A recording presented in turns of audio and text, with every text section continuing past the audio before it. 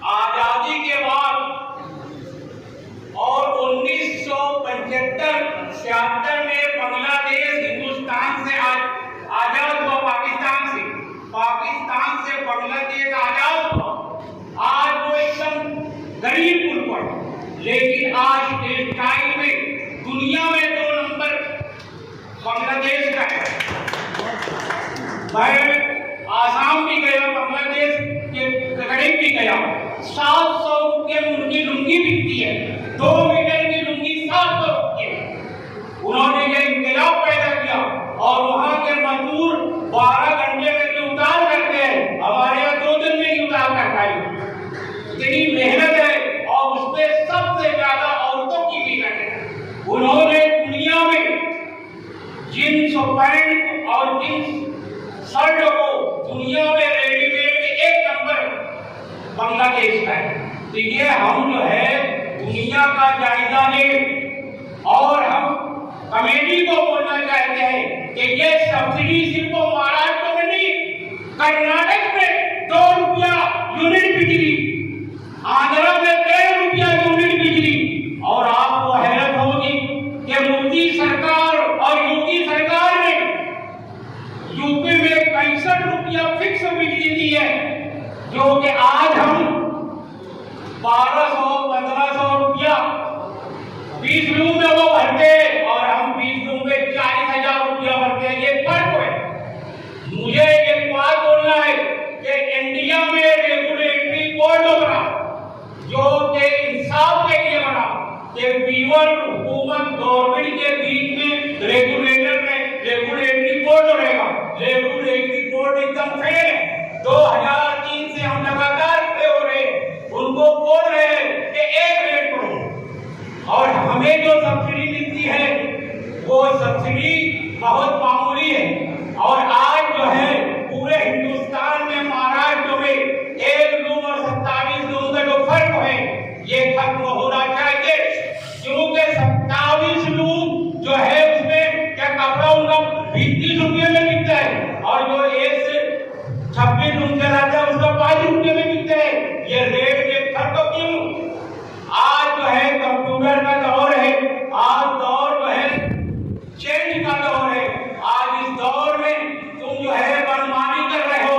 मैं एकदम शेख को पकड़ता हूँ कि कांग्रेस गवर्नमेंट ने जब 1995 में बीजेपी की गवर्नमेंट थी, मैं गवर्नमेंट का हवाला दे रहा हूँ, उसके मिनिस्टर गवर्नमेंट ऑफ महाराष्ट्र की तशकील शुदा स्टेट पावर लूम की जायजा कमेटी, मैं बड़े ही अदब और मार्जत के साथ आप लोगों से सदर मोहतरम से ये वजाहत चाहता हूँ कि गवर्नमेंट ऑफ महाराष्ट्र के पास प्लेन पावर लूम की कोई ऐसी वजारत गुज़िश्ता कई वर्षों से नहीं है। जो कुछ कलमदान है, पोर्टफोलियो है साहब, तो कोऑपरेटिव को आप बेहतर जानते हैं। सादिकुल साहब, मैं को भी गायवाना तौर से 30-40 साल से जानता हूँ, खुशी भाई और अन्ना भाई के लिए। ऐसी पोजीशन में आपके जिम्मे ये जो कमेटी बनाई हुई है, बोर्ड पढ़ने के बाद ऐसा लगता है कि आप जो है इस पावरलूम इंडस्ट्री के मसाइल को जनरलाइज करके पूछ रहे हैं। तो मैं ये जानना चाहता हूँ कि गवर्नमेंट ने आप लोगों को क्या गाइडलाइन दी है कि जनरल प्लेन पावरलूम के प्रॉब्लम्स को हाईलाइट करना, उसके सोल्यूशन को लाना, या आप सिर्फ जनरल बातों को नोट करके एक रिकमेंडेशन देना चाहते हैं? मैं समझने के लिए आपसे क्वेश्चन कर रहा हूँ।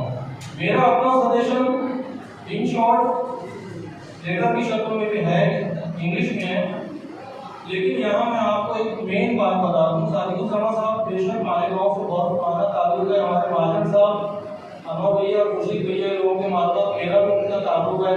यादव साहब से हमने पुराने में मुलाकात की जब असलम शेख साहब ने 4 रुकनी कमेटी तश्कील दी थी पावर ऑनलाइन सब्सिडी के खिलाफ। हमने जब उनका रिप्रेजेंटेशन किया, मालेगांव से एडवोकेट मोमिन मुजीब, मैं भिवंडी से रशीद ताहिर और वाला साहब, इतना सब कॉरेस्पॉन्डेंस होने के बाद आगे से ऑफिसर्स ने वहां पर जो रिकमेंडेशन दिया लेटर का कि ये फॉर्म फॉर्मेट रहेगा, आपको मंजूर है?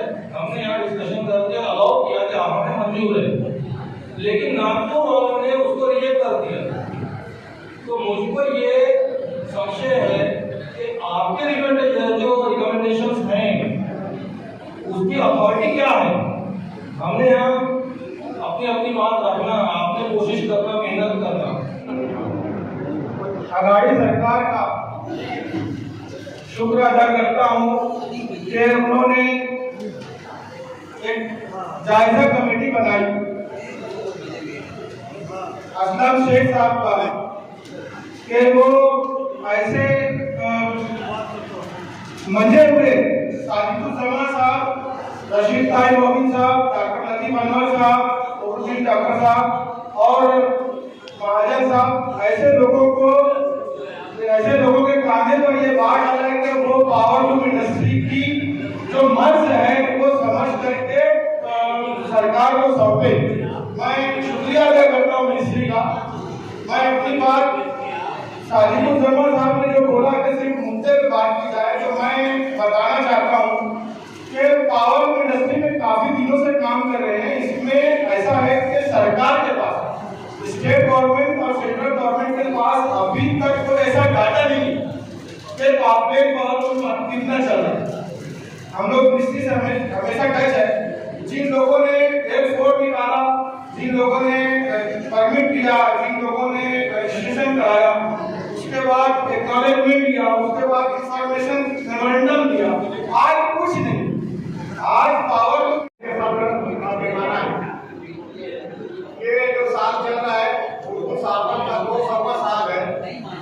27 मार्च 1822 को हिंदुस्तान में पहला पेपर निकला था उर्दू अखबार, और उसके बाद मौलवी मीर बाकर जो इसी सनद से मुंसलिक थे, मौलवी मीर बाकर जो थे सनद मार्चे माफी से मुंसलिक थे, उन्होंने भी अपना अखबार निकाला और वो हिंदुस्तान के पहले साफी मुजाहिद शहीद, जिन्हें हम लोगों ने शहीद किया, उनके नाम पे हम लोगों ने शहीद अपनी बौद्ध निगम से इनाम रखा था। लतीफ भाई ये मीटिंग में बहुत मसरूफ थे, ये जो मीटिंग हो रही है अपनी जायजा कमेटी, उस वक्त हम उनको इनाम नहीं दे पाए। आज हम हमारे रुस्ता के हाथों स्टेज पर लतीफ भाई को, लतीफ अनवर साहब को वो इनाम देने चाहते हैं। मेरे दोस्त अब आप इनाम लेने के लिए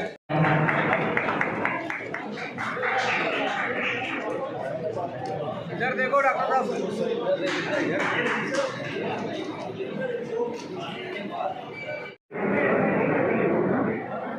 के मेम्बरान का पसंद करता हूँ। आज हमारा मालेगांव शहर जो सिर्फ 98% पावरलूम के ऊपर मुनस्सिर है, यहाँ पर सिर्फ मजदूर और कुछ बुनकर हजरात हैं।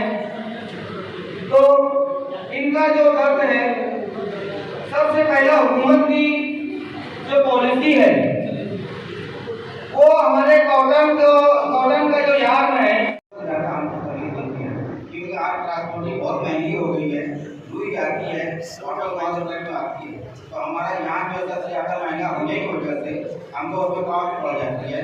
एक नंबर तो सरकार का हमारी डिमांड है कि वो यार्न मिल यहाँ लगाई जाए और वो चलाया जाए, नंबर 1। और दूसरी जो पावरलूम की सब्सिडी है, जो पावर सब्सिडी है, ये कोई मेहरबानी नहीं, सब्सिडी नाम तो खत्म कर देना चाहिए हमको एकदम।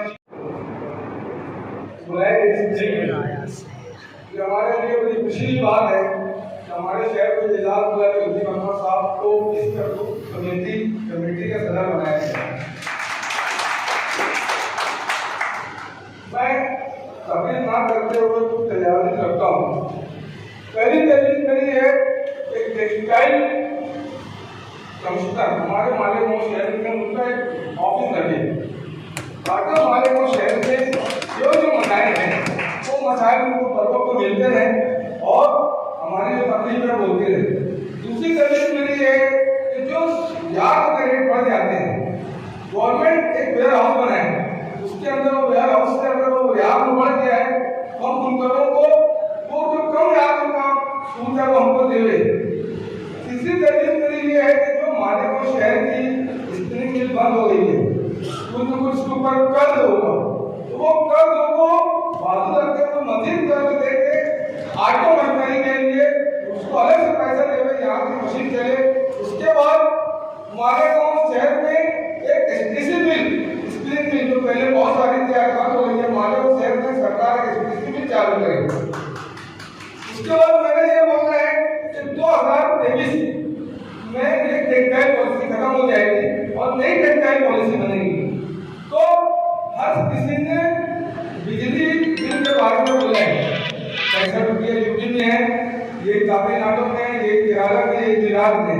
हम जब तांबा काटा जाते हैं तो 2 पैसे 5 पैसे के जब झगड़ा करते हैं भाव बढ़ जाए, क्योंकि हमारा लाखों मीटर का सौदा होता है, वो 2-5 पैसे से हमारे लाखों का नफा नुकसान हो जाता है। हमसे सस्ता कपड़ा यूपी और तमिलनाडु वाले दे देते हैं, इसलिए हमको उनके बराबर हमारा कास्टिंग रहे। इसके लिए बिजली बिल की सब्सिडी आने वाले 2023 में ना रखते हुए फिर से बिल किया जाए, ये मैंने अपनी मांग है और कमेटी इस पर गौर करेगी। सबसे पहले लतीफ कमर साहब का, साहिबुल कमर साहब का, जीवनी कैबिनेट का प्रमुख साहब का, विशेष मुझे दीगर मुकामान दायित्व इमरान का बहुत बहुत शुक्रिया अदा करता हूँ। साहिबुल कमर साहब, मैं समझता हूँ कि बहुत दिन बाद कमेटी बनी है। 3-4 महीने से असलम अंसारी साहब जो हमारे माननीय मिनिस्टर हैं, उनके ऑफिस में ना जीवटी हमारे गांव में मीटिंग हो रही है, लेकिन हल कुछ दिखा नहीं मुझको अभी तक, क्योंकि सरकारी जॉब कॉल के ताल्लुक से भी मीटिंग होती है, कुछ सर्कुलर दूसरे दिन आ जाता है, सजेशन ले जाने के बाद सही सजेशन पेश कर दिया। और हमको आपसे पूरी उम्मीद है कि आप इतनी संजीदगी के साथ हमारे लोगों की बातों को सुना है। आप उसमें बहुत सारे अच्छे मेमोरेंडम हैं, ऐसे लोगों के मेमोरेंडम है जिन्होंने बहुत अच्छे सजेशन दिए हैं जो आपके लिए हेल्पफुल है। आप ये समझ लीजिए कि मालेगांव शहर की इंडस्ट्री जो है तबाह हो रही है, लोग अपनी इज्जत ढांकने के लिए बहुत सारे जो है हमारे बुनकर हजरात जो है वो अपनी सरकार को पेश किया जाए। इसलिए जो कमेटी बनी उस कमेटी के चेयरमैन डॉक्टर लतीफ अंसारी साहब, कमेटी के सभी सदस्यगण उपस्थित, सामने सभी बुनकर, मैं सबसे पहले माफ़ी मांगना चाहूँगा कि मुझे हिंदी आती है, लेकिन हिंदी की बजाय मैं थोड़ा सा मराठी में अच्छे से बात कर पाऊँगा आप लोगों से। त्यामुळे रोज आम्ही मराठीमध्ये जास्त बोलतो, हिंदीमध्ये देखील बोलतो, पण इंग्लिश मला येत नाही। त्यामुळे प्रादेशिक भाषा आणि राष्ट्रीय भाषावर बोलणं मला जरा योग्य वाटेल।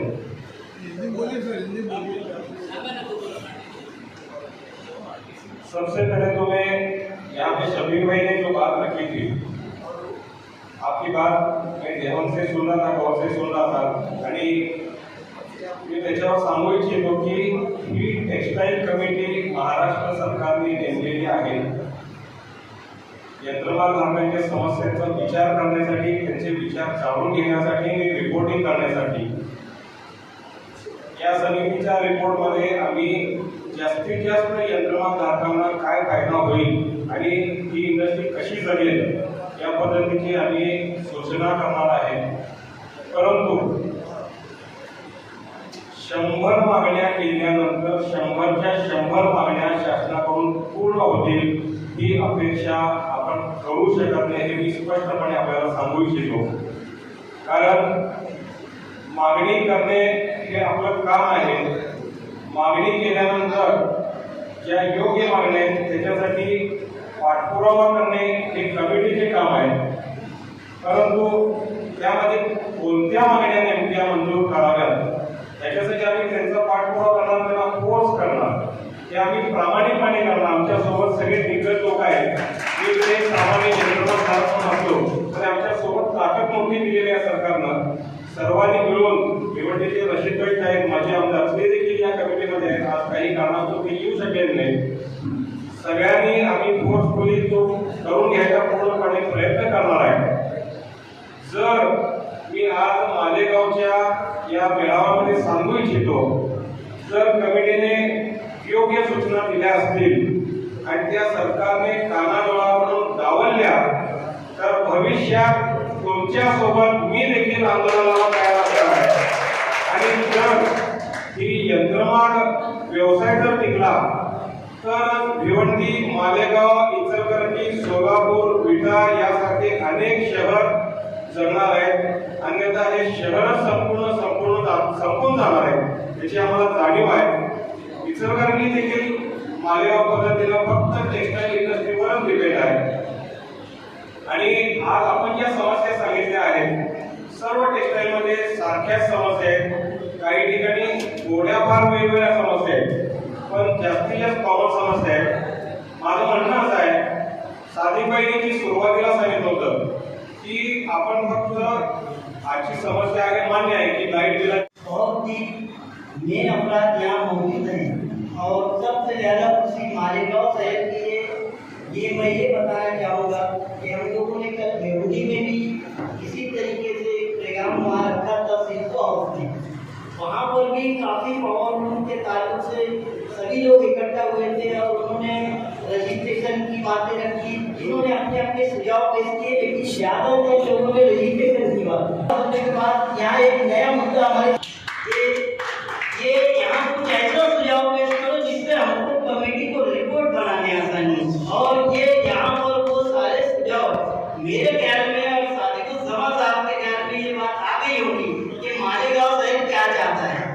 और इंशाअल्लाह जैसे हमारे एक छोटे से शॉर्ट टाइम के फोन पे हमारे इतने जिम्मेदार यहाँ पर मौजूद हुए और पिटीशन के ये लोग जो बैठे हुए हैं, मैं मेरी कमेटी को ये बताना चाहूँगा, माजन भाई ये हमारी कमेटी को बताना चाहूँगा, ये भले ही छोटा सा एक जायजा मीटिंग है, लेकिन ये जहाँ लोग जो इकट्ठा है ये समझ लो कि पूरा मालेगांव है। ये मालेगांव शहर की आवाज़ है, इसके दुख दर्द जो है पूरे पावर लूम के इनमें है। ये जो बता रहे हैं ये समझ लो शहर बोल रहा है हिंदी जबान में। तो ये जो चीज़ हम शहर में देखें, मैं खास तौर से पहली मीटिंग भिवंडी में इसके लिए हम लोग कि वहाँ पर रशीद ताहिर मोमिन साहब को आज काम करेंगे, हम लोग उनके लिए पहले वहाँ पर रख दिए, वो भी हाजिर थे और उन्होंने भी उनकी भी राय रखी। लेकिन जो यहाँ निकल कर आया कुछ मुद्दों से नई बात हमसे जुड़ी कि हमारे ब्लैक पावर लूम जो है वो खत्म नहीं होना चाहिए, ये भी एक मसला है। और गवर्नमेंट ये चाहती है कि हम हर महीना 1200 करोड़ रुपए की सब्सिडी देते हैं, तो ये 1200 करोड़ रुपए की सब्सिडी से भी मजदूरों का, पावर लूम वालों का कोई फायदा नहीं होता और ये फिर परेशान होकर हमको मेमोरेंडम दिए जा रहे हैं। तो इसलिए ये जायजा कमेटी, ये तस्कील करदा कमेटी इसलिए बनाई गई है कि ये सब बातें जान करके एक मौजूदा हालात पर एक अच्छी रिपोर्ट रखे ताकि सरकार सही डिसीजन ले सके। बार बार हमारे टेक्सटाइल मिनिस्टर हर पावर लूम सेक्टर में जाते हैं तो उनको जो बातें सुनने मिलती है, लोग तो घेर लेते थे कि ये सुनो वो सुनो, तो उन्होंने ये बात को महसूस किया कि यार दर्द तो बहुत सारा है, पावर लूम के मामला इतने संगीन है कि ये सनत दिन पे दिन परेशानी में बढ़ती जा रही है। तो उन्होंने खास तौर से ये कमेटी तश्कील की। ये कमेटी में सभी पावर लूम के बड़े शहरों के जिम्मेदार इसमें मेंबर्स हैं और जब यहाँ पर किसी की सिफारिश या किसी से ये लोग मेंबर नहीं बने, बल्कि वहाँ से जो भी तरीके से उन्होंने नाम पेश किया वहाँ पर गए और उन्होंने ये बताया कि आपको ये अहदा मिला है। नहीं, यहाँ कोई से सिफारिश और किसी से कोई बात लेकर के कोई नहीं पहुँचा। ये सब नुमाइंदे जो हैं उनकी तरफ से रिकॉर्डिंग में आए हुए हैं। मैं ये भी बात साफ कर देना चाहता हूँ कि मैं भी इस सनत से जुड़ा हूँ, मैं भी परेशान हूँ। उनकी भीड़ चलाते चलाते अभी हम बाड़े मजदूरी की भीड़ पे आ गए। ये सनत से मैं भी इसमें लिया हुआ हूँ, तो मुझे ये एहसास है कि ये सनत तक कहीं ना कहीं गवर्नमेंट के जरिए हम जो एक कमेटी में रिपोर्ट देंगे उससे इस सनत का फायदा होना चाहिए। ये सनत भूले भले, यही हमारा मकसद है। और मैं इनका सबसे पहले जिम्मेदार जो बैठे हैं इनका मैं बहुत बहुत शुक्रिया अदा करता हूँ कि इन्होंने मालेगांव शहर की इज्जत रखी। मालेगांव मुस्तफ़ा भंगार बाज़ार डायमंड कारपेट होलसेल रेट में कारपेट दिया जाता है। हर किस्म का यहाँ पर कारपेट दिया जाता है। हमारा पता याद रखें, मालेगांव मुस्तफ़ा भंगार बाज़ार डायमंड कारपेट होलसेल रेट में दिया जाता है।